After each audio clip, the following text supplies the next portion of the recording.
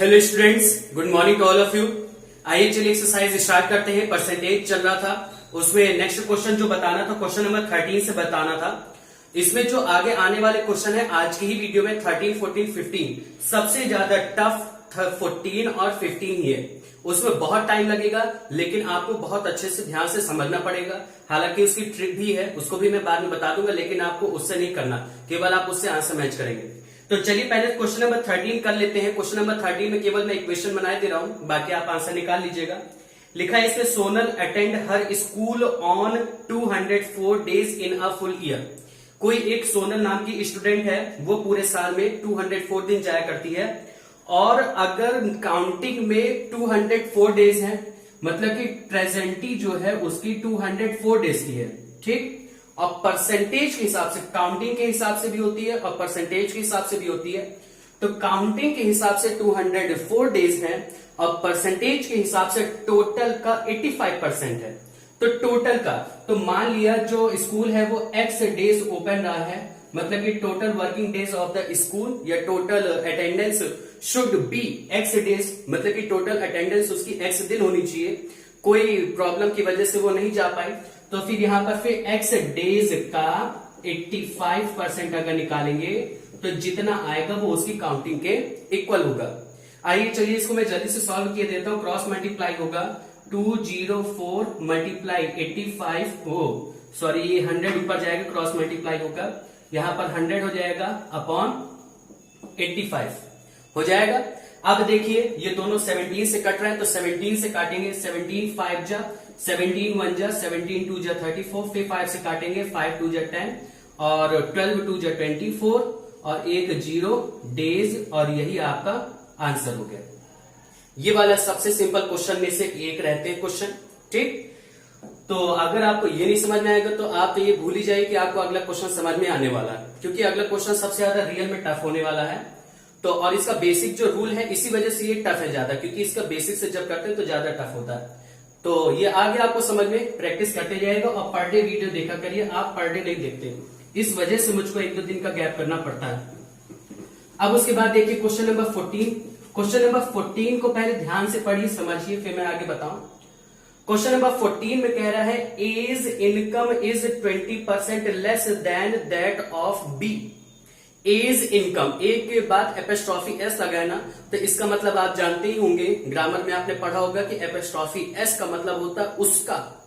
तो मतलब कि ए की इनकम जो है वो एज इनकम का मीन्स हिंदी में यही होगा।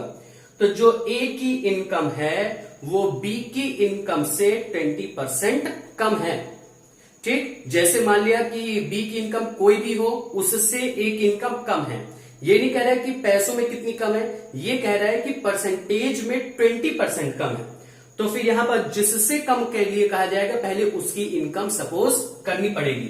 तो यहां पर क्वेश्चन नंबर 14 में क्या सपोज करेंगे, पहले आ जाएगा let the income is equal to x rupees. हमने पहले बी की इनकम क्यों सपोज की, क्योंकि ए का जो दिया गया है वो बी के रेफरेंस में दिया गया है, मतलब कि कंपैरिजन बी से करना है। किसका? ए का। तो जिससे कंपैरिजन किया जाएगा पहले उसका पता होना जरूरी होता है। तो अब ए बी की इनकम पता चल गई, अब ए की इनकम निकालते हैं। तो ए की इनकम इससे 20% कम है, तो अमाउंट में कितनी आएगी निकालते हैं यहां पर। तो फिर यहां पर क्या आ जाएगी, इनकम इज इक्वल टू, ए की इनकम कम है बी से, तो बी की पहले लिखी ही जाएगी, बी से कम है मतलब कि माइनस, कितनी कम है, बी की ही इनकम का 20%। समझिएगा, ए की इनकम बी से ही कम है, तो पहली बात बी की जितनी इनकम होगी उससे कितना कम है, तो उससे उसी की इनकम का 20% कम है, ये कह रहा है क्वेश्चन। उससे उसी की इनकम का 20% कम है, ठीक। तो अब आइए इसको सॉल्व करते हैं। तो कितना आएगा ये यहां पर 80x अपॉन 100 आ जाएगा। काटना हो काट भी सकते हैं, न काटना हो न काटिए, क्योंकि जब तक डिनोमिनेटर में 100 रहता है तो एलसीएम काफी आसान होता है, क्योंकि हो सकता है आगे कहीं पर एलसीएम की जरूरत पड़े। तो अभी आप इसको न काटिएगा, नहीं तो काटना हो काट भी सकते हैं, ठीक। आंसर दोनों से आएगा। फिर उसके बाद कह रहा है कि अगर ए की इनकम बी से 20% कम है तो फिर बी की इनकम ए से कितने परसेंट ज्यादा होगी। तो यहां पर आप ये ना सोचिएगा कि ये जो ए की इनकम है ये अगर 20% कम है तो फिर बी की इनकम इससे 20% ही ज्यादा होगी, ऐसा नहीं सोचिएगा। ठीक, ऐसा बिल्कुल भी नहीं होगा क्योंकि इसका आंसर चेंज हो जाएगा। अब देखिए, पहले ये निकालते हैं कि बी की इनकम ए से ज्यादा है, ज्यादा है कि नहीं ज्यादा, तो कितनी ज्यादा पहले तो ये निकाल लेते हैं। तो इनकम ए मतलब कि बी की इनकम ए से कितनी ज्यादा, ये निकालने के लिए इसकी और इसकी इनकम को सब्ट्रैक्ट करना पड़ेगा। तो यहां पर क्या आ जाएगा, x माइनस 80x अपॉन 100। तो यहां पर कितना आएगा, 20x अपॉन 100। और इतनी इनकम बी की ज्यादा है, मतलब कहने का कि अगर मान लिया बी की इनकम 10,000 है तो फिर जो ए की इनकम होगी वो 8,000 हो जाएगी, और फिर ए की इनकम जो है वो इससे 2,000 कम हो जाएगी। तो जो 2,000 है वो बी की इनकम ए से ज्यादा भी हो जाएगी। तो मतलब कि कुछ लैंग्वेज का इतना सब कुछ ज्यादा कुछ टफ नहीं है, इसको समझिएगा बहुत अच्छे से। अगर ना समझ में आए तो पूछिएगा, तो फिर मैं दोबारा समझाऊंगा। फिर अभी केवल ये नहीं पूछा कि कितनी ज्यादा है, कितने परसेंट ज्यादा है ये पूछा है। तो परसेंट के लिए क्या करेंगे, तो बी की इतनी ज्यादा है, तो जितनी ज्यादा होती है परसेंटेज निकालने के लिए जितनी ज्यादा होगी, जिससे ज्यादा होगी, ये पूछा है ना कि बी की ए से कितनी ज्यादा, तो जिससे कहा जाए उसका अपॉन में होता है, मतलब कि अपॉन का मतलब डिवाइड आ जाएगा। तो किससे कहा है, ए से ज्यादा है, तो ए की कितनी थी इनकम, 80x अपॉन 100। अब परसेंटेज निकालने के लिए हम 100 से मल्टीप्लाई करते हैं। अब सॉल्व कर देंगे तो अब आपका आंसर आएगा, क्या करेंगे, 20x अपॉन 100 डिवाइड है तो मल्टीप्लाई 100 अपॉन 80x, फिर ये ब्रैकेट मल्टीप्लाई 100। अब इसके बाद इसको सॉल्व करेंगे, क्योंकि डिवाइड था तो फिर उसको ऊपर नीचे किया तो हट गया, ये मल्टीप्लाई किया तो फिर न्यूमरेटर डिनोमिनेटर बन जाता है, डिनोमिनेटर न्यूमरेटर। तो x x कट गया, 100 100 कट गया, 20 से 4 टाइम्स में कट गया, 100 अपॉन 4 आया, और यहां पर 25% आंसर आ गया। आए समझ में सबको। तो ये वाला क्वेश्चन इसी वजह से टफ था, अभी भी कई लोगों को नहीं आया होगा, तो आप वीडियो रिवाइंड करके बार बार देखिए तो आपको समझ में तब आने लगेगा, और तब भी ना आए तो फिर बताइएगा, तो उसके बाद फिर मैं एक बार और कोशिश करूंगा समझाने की। अब देखिए, अब इसका आंसर जैसे आपको चेक करना है कि सही है कि गलत, तो उसके लिए ट्रिक भी आपको पता होगी तो ज्यादा अच्छा है। तो यहां पर देख लीजिए, छोटी सी ट्रिक होती है इसकी, बहुत तुरंत आंसर निकलेगा। पहली बात तो किसकी किसकी कहा जा रहा था, इनकम ए की और बी की इनकम कहा जा रहा था, है ना। पहले कहा जा रहा था कि ए की इनकम बी से कम है 20%, तो जिससे कहा जाए पहले उसको सपोज कर लिया करिए, और सपोज यहां पर हमेशा 100 करिए, 100 सपोज कर लिया। अब इससे ये 20% कम है, तो इसमें से 20 घटा दीजिए, कितना आ जाएगा, 80 आ जाएगा, क्योंकि 100 का अगर परसेंटेज 20% निकालेंगे तो नंबर 20% ही आएगी, और उससे 20% को घटा देंगे तो इतना आएगा। ठीक, तो वो सब की आपको अभी जरूरत नहीं, केवल इतना काफी। ए की इनकम 20 से 20% कम है, तो यहाँ पर परसेंटेज ही हमने यहाँ पर 20 ले लिया, मतलब कि 20 कम होगी तो 80 आ गया, आ जाएगा ना, क्योंकि बी से 20% कम थी तो इसमें 20 कम कर दिया तो 80 आ गया। अब पूछा बी की कितनी ज्यादा है, तो बी की कितनी है 100, ए की कितनी है 80, तो बी कितनी ज्यादा होगी, इससे 20 ज्यादा होगी ना। और ए से पूछा तो जिससे पूछा जाए उसको नीचे रखते हैं, परसेंटेज निकालने के लिए 100 से मल्टीप्लाई करते हैं, तो 20 से काटेंगे 4 आएगा, 4 से काटेंगे 25 आएगा, और आपका यही तो आ रहा था आंसर, आ रहा था ना। तो देखिए कितना इजी सा क्वेश्चन हो गया ये। तो इससे आप आंसर चेक कर सकते हैं। ठीक, ये इसके लिए है, आप इसको फेयर में कर जरूर लीजिएगा, लेकिन पेपर में आप इसका यूज करेंगे तो पूरे मार्क्स नहीं मिलेंगे। अगर 3 नंबर का क्वेश्चन होगा तो केवल हाफ मार्क्स मिलेंगे। फिर इसके बाद आइए क्वेश्चन नंबर नेक्स्ट ले लेते हैं। क्वेश्चन नंबर नेक्स्ट इससे भी ज्यादा अच्छा है। क्वेश्चन नंबर 15 कह रहा है the price of A petrol goes up by 10%। जो पेट्रोल का प्राइस है वो 10% बढ़ गया। तो यहां पर पहले मान लेते पेट्रोल का प्राइस बढ़ने के पहले कितना रहा होगा, तभी बढ़ा हुआ मान निकाल पाएंगे। तो यहां पर क्वेश्चन नंबर 15 में let the initial of petrol is equal to ₹X। मान लिया हमने पेट्रोल पहले x रुपए का था, फिर कह रहा है कि the price of A petrol goes up by 10%। जो पेट्रोल का प्राइस है वो 10% बढ़ जाता है। तो अब न्यू प्राइस क्या हो जाएगा, तो यहां पर क्या आ जाएगा, न्यू 10%। ठीक, मतलब कि नया प्राइस पेट्रोल का जब उसमें 10% की बढ़ोतरी हो गई, तो जब 10% प्राइस बढ़ गया तो 10% बढ़ने के बाद न्यू प्राइस क्या हो जाएगा, पहले जितना था उतना तो रहेगा ही, उसमें बढ़ा तो प्लस हो जाएगा, उसी का 10% बढ़ा तो मतलब कि x मल्टीप्लाई 10/100। इसको सॉल्व करेंगे तो न्यू रेट जो होगा वो 11 0/100, मतलब कि 110/100 ये इसका न्यू प्राइस हो जाएगा। तो इतना आ गया आपको समझ में।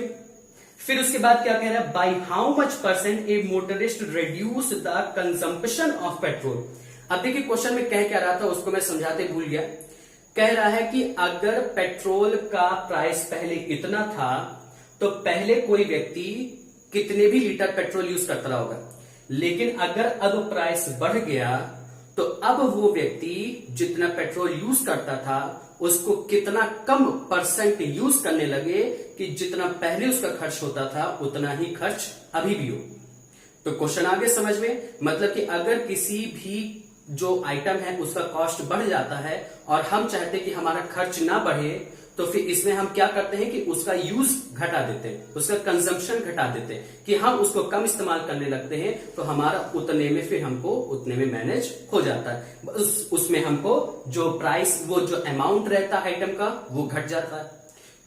तो यहां पर फिर माना जाएगा कि पहले जब प्राइस नहीं बढ़ा था तो उस समय हम कितना पेट्रोल यूज करते थे उसको भी माना जाएगा। तो यहां पर पहले बता देते हैं कि लेट y लीटर, मतलब कि पहले हम लोग, पहले इस वजह से इनिशियल लिखा है, पहले हम लोग पेट्रोल y लीटर इस्तेमाल करते थे।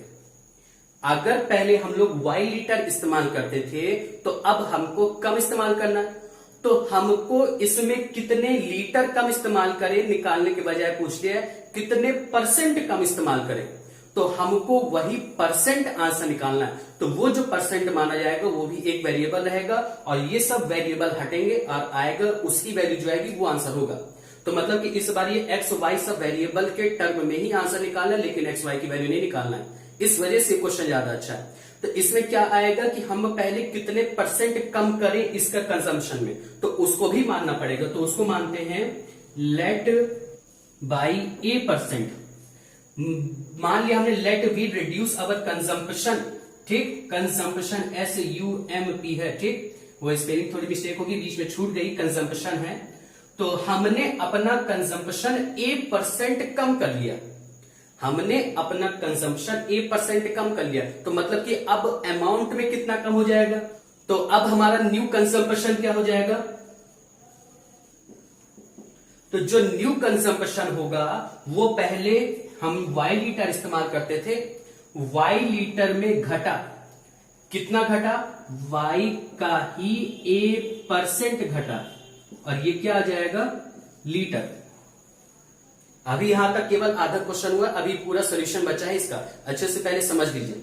तो मतलब कि पहले हमने ये देख लिया कि let the initial consumption of petrol is equal to y litre.